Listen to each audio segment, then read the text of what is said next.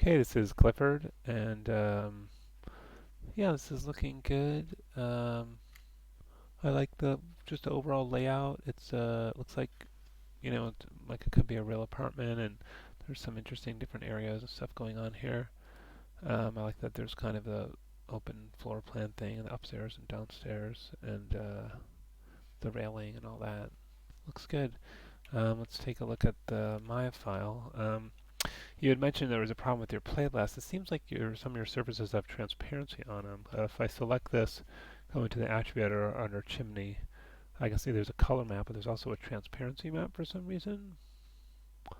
Don't know why. So I just right mouse click, break that, and then now you don't have that transparency issue. Same thing here. I'm just going to delete history, Alt Shift D, island, and break. And so unless there was some reason you wanted transparency, but I'm not sure I can imagine what that would be. But there seems to be transparency on a lot of these surfaces for some reason. Alt Shift D to delete history, tables, and break.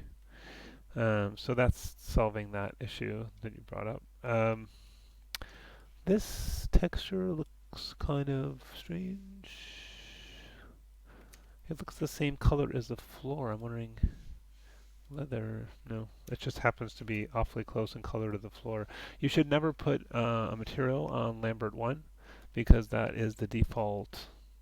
Oh, this refrigerator has a transparency map too. Weird. Um, anyway, yeah, you should never use Lambert 1. You should because the point is if I make another object, let's see that has that same floor texture on it because I don't know why. And also you've got the texture on him for some. Oh, probably because he's got Lambert 1. Let's see. Well, but it says something else here. But it's the default material, so maybe he didn't. Yeah, there it is, Lambert 1. That's why you don't put a material on Lambert 1 because anything you knew that you bring in or anything that has the default material will then have that texture.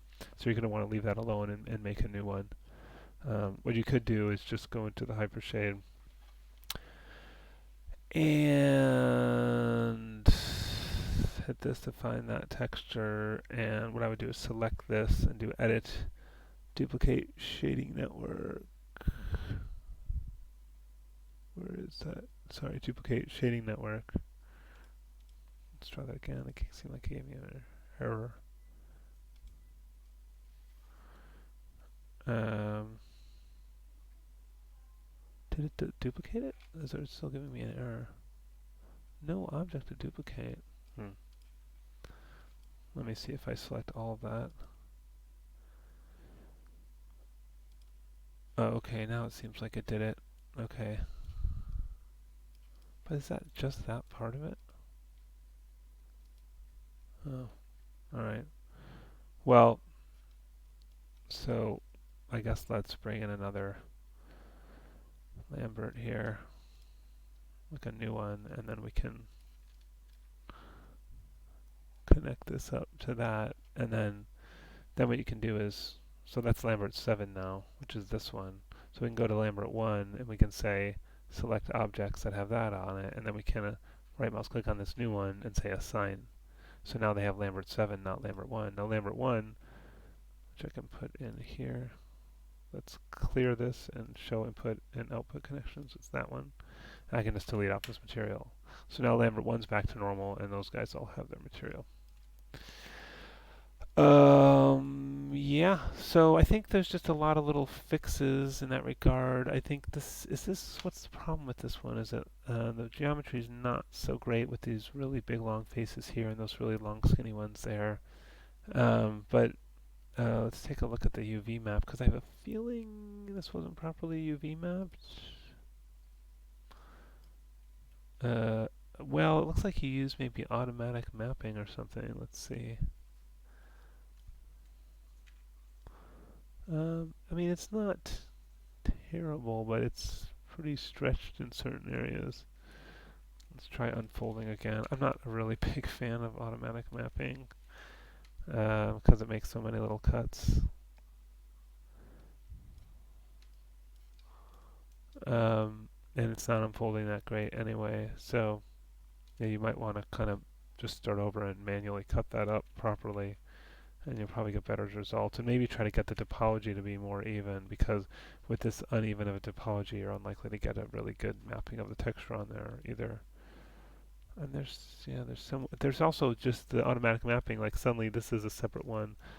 And did you combine this for some reason? Let's see if this separates, or is it all? No, it's all one piece. Okay, that makes it not so fun to UV map, but just isolate this. Yeah, I mean, let's start with just a planer just to get rid of all those seams, and then start, cutting it up in logical places like there and there. That goes all the way around those, just as an example. And